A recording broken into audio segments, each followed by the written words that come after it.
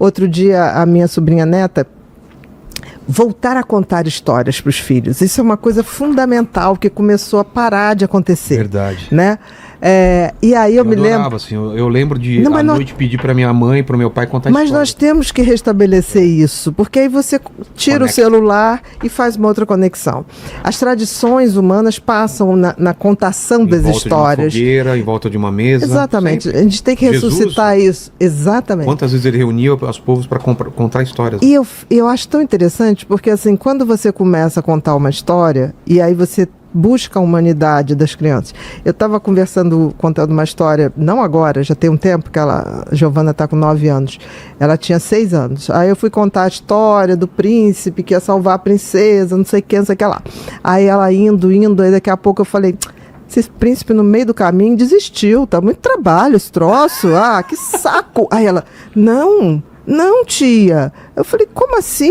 Olha, ele, coitado, o monstro é grande. Ele falou, não, mas vai acontecer alguma coisa, porque ele tá fazendo a coisa certa. Olha. É por amor. Eu falei que nada, ele vai desistir. Não vai. Aí eu falei que, de alguma maneira, o certo e errado para ela já fazia sentido. O príncipe tinha que salvar a princesa. Aí eu falei, mas o cara é grande. Ele falou, não, mas ele vai ganhar alguma coisa. Sabe? Do tipo assim, uma pedra ia se revelar uma arma. Então eu acho que a gente tem que ressuscitar essas coisas básicas, histórias, essas histórias que despertam para o que é mais humano em nós. Porque a gente vem de fábrica, se tudo deu certo, a gente vem de fábrica com esse sensor do que é certo e errado. Eu acho que sim. E a gente tem que fazer esse sensor ficar ativo. O que está acontecendo é que a gente está delegando para as telas, delegando para os celulares, delegando para o efeito manada, e isso não ativa o sensor. Isso imobiliza esse sensor.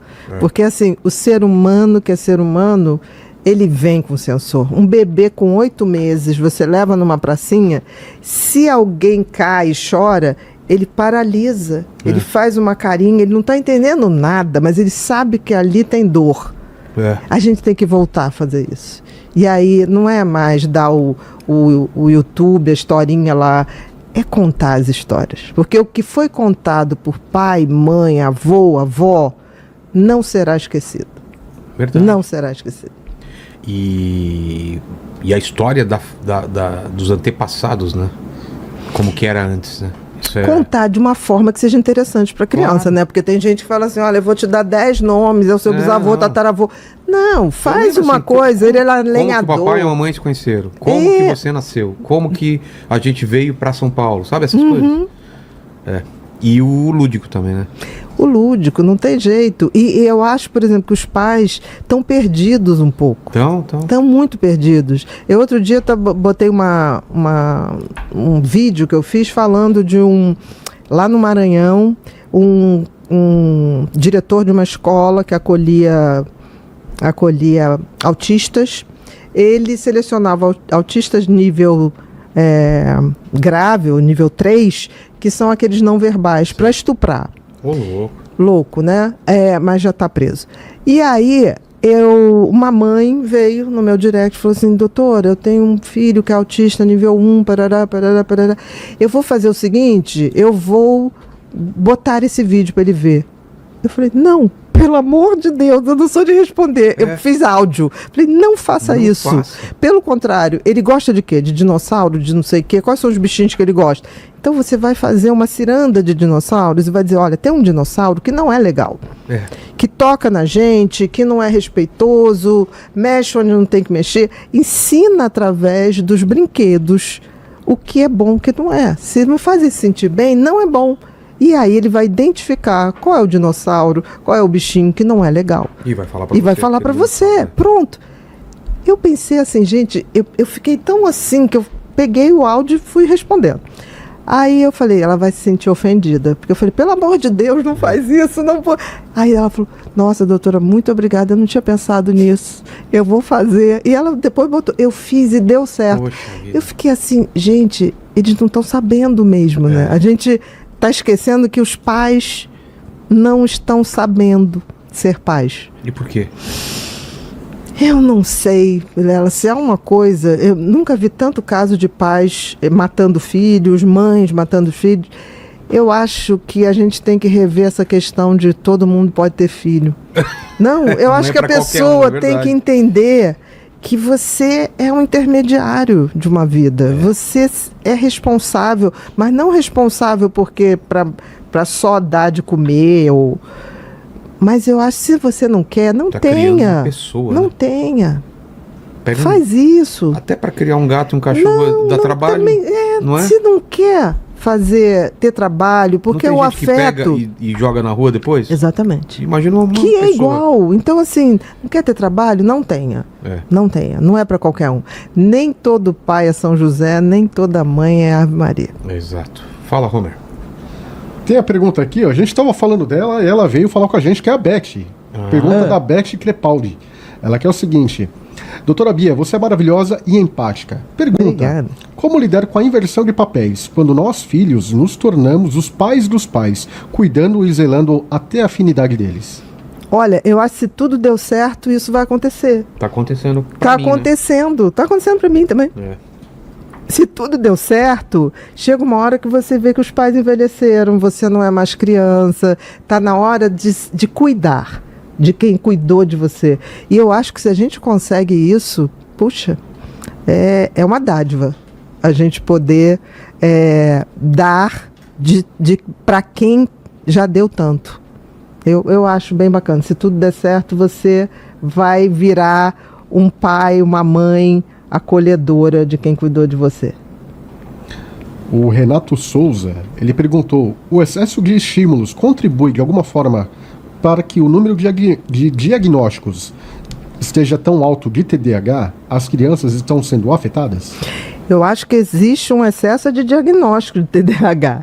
Porque, assim, o fato da pessoa ser hiperativa, o fato da pessoa ter hiperatividade física, não necessariamente é um diagnóstico. O diagnóstico de TDAH tem que ter uma história genética, tem que ter a instabilidade de atenção, tem que ter uma desregulação emocional e tem que ser desde sempre. O que acontece é que hoje você tem muitos quadros de TDAH que não são verdadeiros, eu digo que são falsificados. Por quê? Porque a criança não dorme bem, no dia seguinte ela não pode estar regulada, ela não pode estar com atenção, com foco.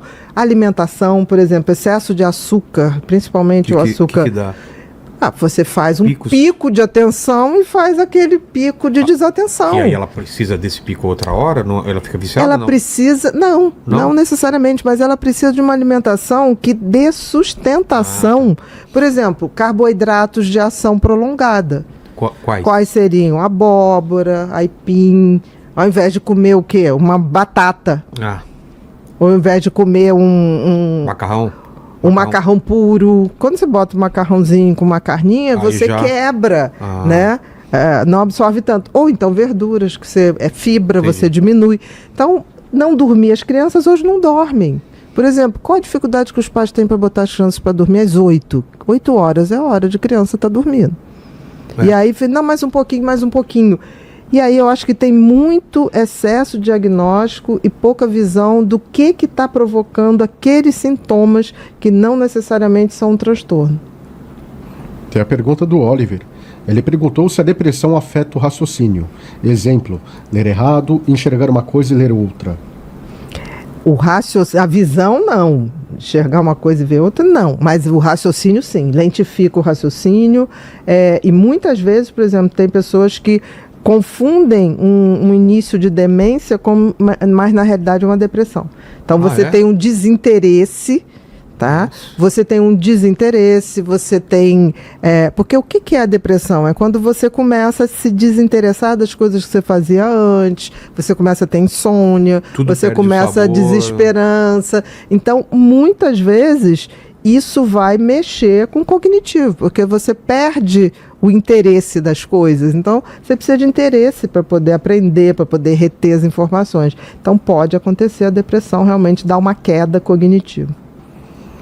É pior a indiferença do que a tristeza, em alguns casos. A anedonia, né, que seria a indiferença que você está falando. Isso depende, porque você pode perder... Enquanto você está triste, ainda você está sentindo Exatamente. coisas. Quando você começa a entrar naquele patamar de tanto faz como tanto fez, é um risco. bem maior. Um amigo meu falou isso. Ele falou que era pior essa sensação de que quando ele estava triste. Com certeza. E tem que ter muito cuidado, né? Quando você vai medicar, porque tem medicações que podem fazer como efeito colateral essa coisa de não sentir muito. Sério? Então a gente tem que estar muito atento a isso.